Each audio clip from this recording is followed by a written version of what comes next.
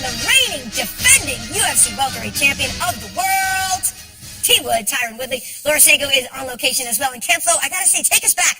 11 years you were on the eve of your own finale. Wow, it was simpler times back then. I think I had less scars, less swelling, but I was so nervous backstage. I remember hitting the pads, and I was gassing out after 30 seconds. Big moment for these guys. Oh, my gosh. Well, you didn't win, but Kemflo, it sure did work out for you. Yeah, it worked okay. Yeah, all right. Well, T-Wood, from one champ to another, we got to talk about Demetrius Johnson. He has successfully defended his title 8 times. That is twice as many as you want a champion who is currently number 2 on that list, and he is looking for number 9 tomorrow night. I think looking is an understatement. He's going to go in pure seek and destroy mode. You know, his goal is obviously to set that record, not only to break it, but to set it so high that it's almost impossible to beat it. And just having that focus, that's why he's the champion. Yeah, and technically, the guy's just perfect. There's no weaknesses. Imagine game planning for someone like Demetrius Johnson. He does everything beautiful. This guy's been on a win streak for a reason, and one of the most impressive mixed martial artists I've ever seen. Well, you remember the game Street Fighter, you pick up the pipe, you pick up something on your way to the octagon to try to take this guy out. I think that's the only way, yeah. In our co-main event, though, we have top-ranked Joseph Benavidez taking on second-ranked Henry Cejudo. These guys are both looking at another title shot, in the hopes of it anyway. Well, this is a very interesting style matchup for Tim Elliott, a guy who does a lot of things that you'd say, well, he's not technically perfect, but he's very unorthodox in his approach. He's also tall and ranging, and the last time Demetrius Johnson lost was against a very unorthodox, tall and ranging fighter named Dominic Cruz. Now, I'm not saying Tim Elliott is the same as Dominic Cruz, but he does have a similar style. Yeah, absolutely. Well, we do have our co-main event, Joseph Benavidez taking on Henry Cejudo. Both of these guys, as we know, have had a shot at Demetrius Johnson. They're looking for another one. Well, I love this fight. First of all, we have 2 amazing fighters here in the co-main event, but it gets even better because they do not like each other. They really want to punch each other in the face. I expect emotions to be high, and I think this is going to be a nasty fight here, Tyron. I agree. Yeah, I do agree. I mean, this is the thing. They both really started to get in each other's faces during the season. It will be no love lost. I'm expecting a pretty good stare down from them. They officially weighed in earlier this morning. We are going to hear their weights and get one last look at our fighters before tomorrow. So let's send you to Vegas, where John Anik is on the mic. This is going to be good, folks. Stay with us. A lot more show on the way after the guys and ladies weigh in. Present the weigh-in for the Ultimate Fighter finale. Johnson versus Elliott. What is up, Las Vegas, Nevada? Great to be back in the fight capital of the world. Having a hand for the Octagon girls, Chrissy Blair and Vanessa Hansen. Greatest matchmaker in the world for my money right there, Sean Shelby. Our man Bob Bennett bringing up the rear here. All right, let's get things going. We begin with the UFC Fight Pass prelims.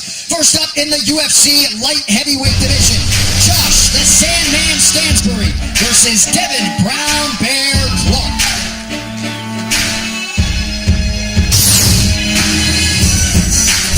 Bear Clark is a wrestler boxer that trains out of Jackson Wink MMA. He's a former junior college national wrestling champ and has good speed and power with his striking. He's confident heading into this fight and expects to take out the official weight for Devin Clark. And his opponent, please welcome Josh Stansbury. A member of Team Joanna on Tough 23, Josh Stansbury has won 8 of his last 9 fights. Growing up, his mom owned a carnival company, so Josh would travel from city to city working every single week. He said it's a work ethic that has paid dividends in his MMA career. 204.5, the weight for Josh Stansbury.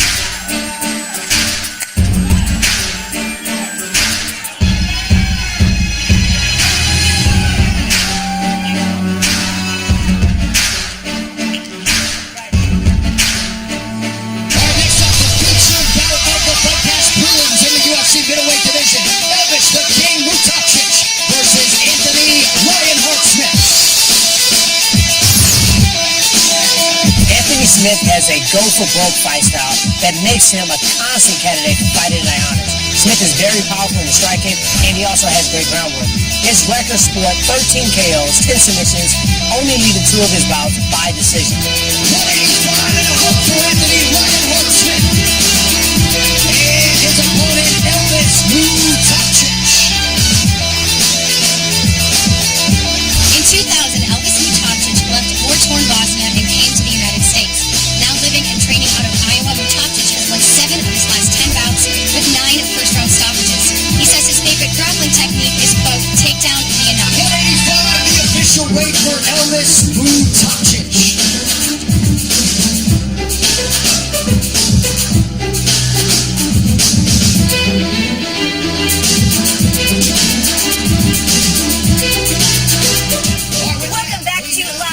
you can catch the next 4 prelim bouts on FS1 tomorrow, starting with strawweights Jamie Moyle and Kylan Curran. Tim, why don't you get us started on Jamie Moyle? Well, definitely, Jamie Moyle is coming out here at the UFC debut. She wants to go out there and make a great impression. Looking to show a very, very strong showing in the first outing out there in the UFC. She's a Brazilian Jiu-Jitsu purple belt, loves her rear naked chokes, and she said her favorite striking technique is throwing hands. 115 pounds for Jamie Moyle. And her opponent making her 5th UFC appearance, Kylan Curran. Kylan Curran made quite an impression on the strawweight division when she snagged Fight of the Night honors in her bout with Paige Van Zandt, her very first UFC fight. She said she's most proud, however, to be the first female UFC fighter to represent Hawaii.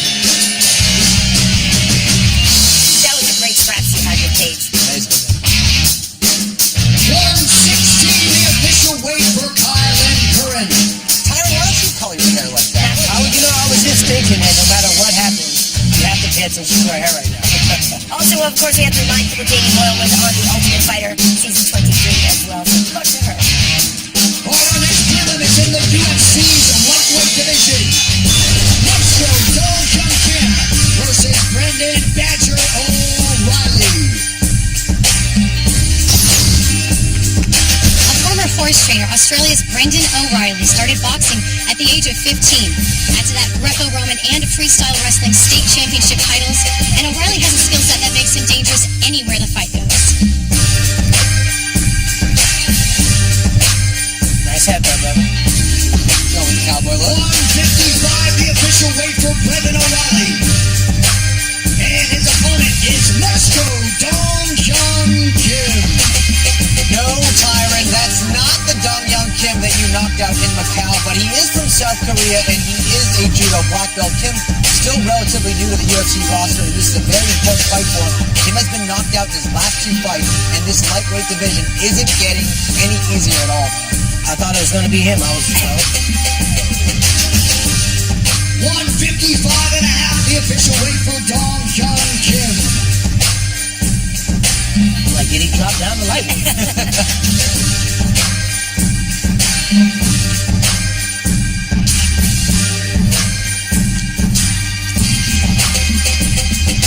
Our next up in the UFC bantamweight division, Rob Funk versus Matt Danger Schnell.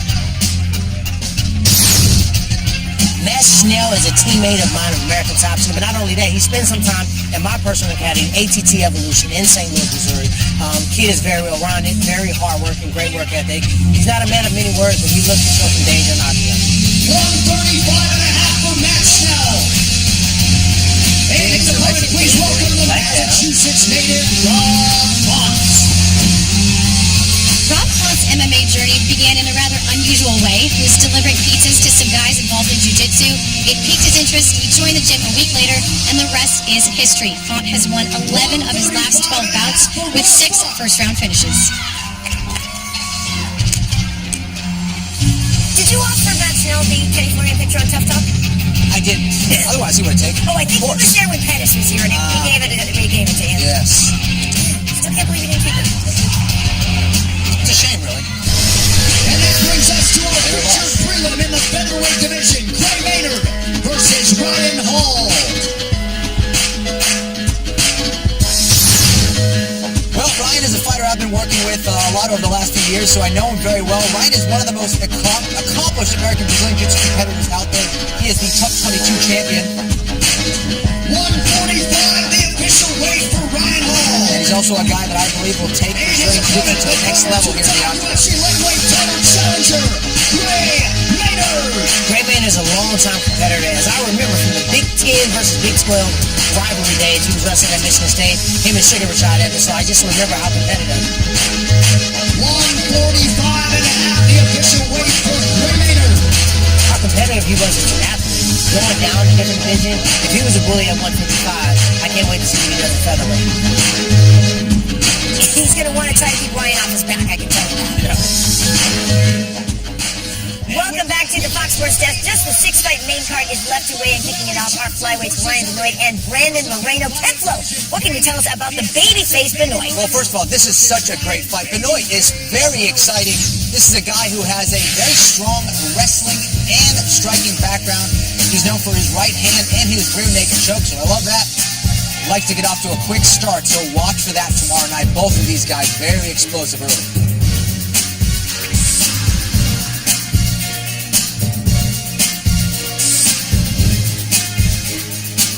125.5 for Ryan Benoit. And his opponent, Brandon Moreno. One thing for sure, Brandon Moreno gained a fan in me as he competed against Louis Mocha while the show was still going on. Somebody that come out there with that type of mindset, the Octagon jitters we all talk about, he showed none of those. He went out there, earned himself a performance bonus, and he had nothing but fun. He was smiles.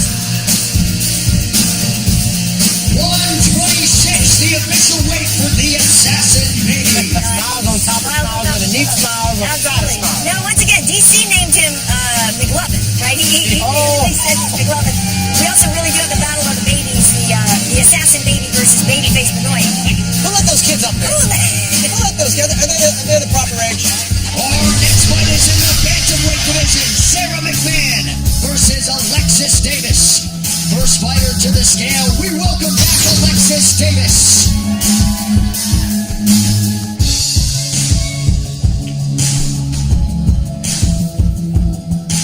Well, folks, obviously you guys remember Alexis Davis did have a shot at the title with Ronda Rousey. She had a very swift knockout loss to that, though. But as said, she's had quite a long layoff. Really looking forward to getting her name back in the mix. 135 for Alexis Davis. Making weight there. And obviously, it's so hard with the type of change you can't title challenger definitely number motivated 7 to in get the back on world, track. Sarah McMahon. Women's freestyle wrestling Olympic silver medalist Sarah McMahon is no stranger to tough competition. She has faced 3 of the champions in the bantamweight division in Tate, Rousey, and Nunes. In addition to being a very high-level athlete and a mother, McMahon has a master's degree in mental health. The official weight for Sarah McMahon. Welcome to the Gun Show. Gun show is here.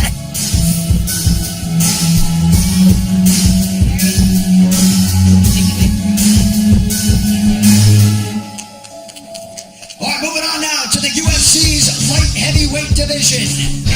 Iwan the Hulk Kutelaba versus Jared the Killer Gorilla Cannonier. Jared is from Anchorage, Alaska, and I think if you're from there, it's almost a prerequisite that you're going to be pretty dang tough. Jared fits in his training after a 10-hour shift at work where he is a federal employee for the FAA. He believes Kutulaba's style is perfect for him because he believes he's the better striker with excellent footwork. His name is Killer Gorilla, so you have to watch. Love it. 204 for Jared Cannonier as he makes his UFC light heavyweight debut. And his opponent, the Hulk Iwan Kutelaba.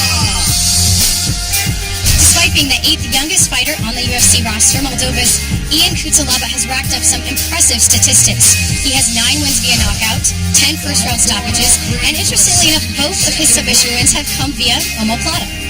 This is exactly why I don't have kale. I mean, too much. 205 and a Hulk, the official weight for Iwan. Now, he did this in the last fight as well. He got painted up. He does really embody that Hulk nickname. That is a commitment right there. Big time. He must not be cutting much weight. Got time. That's actually It's an interesting tan, I gotta say. He could be doing the hot bath with green dot. Are you green with envy? Oh, man. Yeah, exactly. Wow. All right, next up, a featured bout in the UFC welterweight division. Jake, the Juggernaut Ellenberger versus Jorge Gamebred Masvidal. Jorge Masvidal, this kid, man, he is one of the best boxers in the sport of mixed martial arts. Extremely slick, extremely fast with his hands, and always looking to put on a great fight for the fans.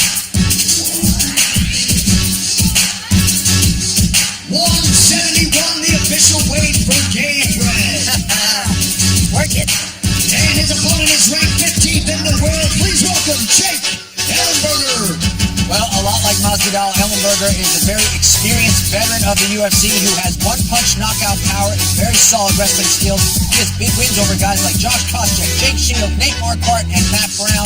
This should be a great fight between 2 excellent welterweights. These guys have been around the block for a long time. Absolutely. Hyman's going to be watching closely, that's for sure. 170 and a half, the official weight So for much Jake power in that right hand. Ellenberger.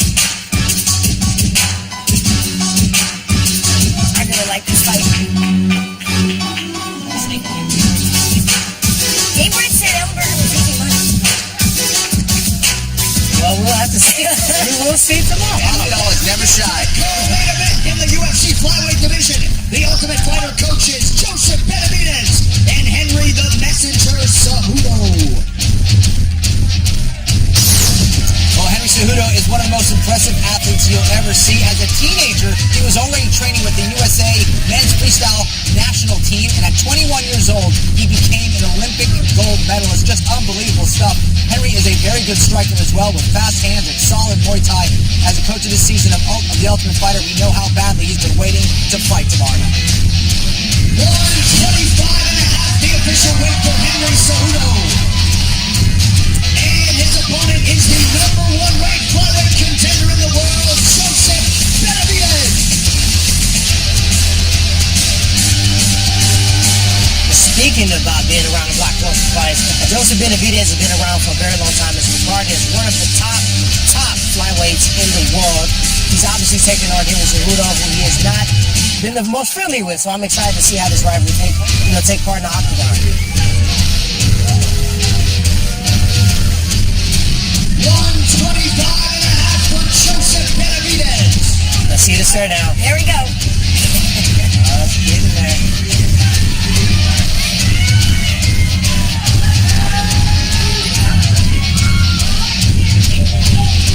Trying to see who's going to be the first to blink. So in your book, Joe won the stare down, right? Because Henry looked away first?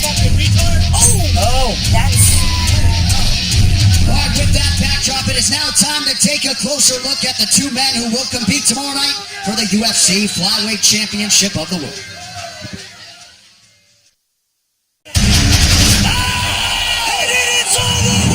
I successfully defended my title 8 times. That's it. Unbelievable. He has the most complete game I've ever seen ever.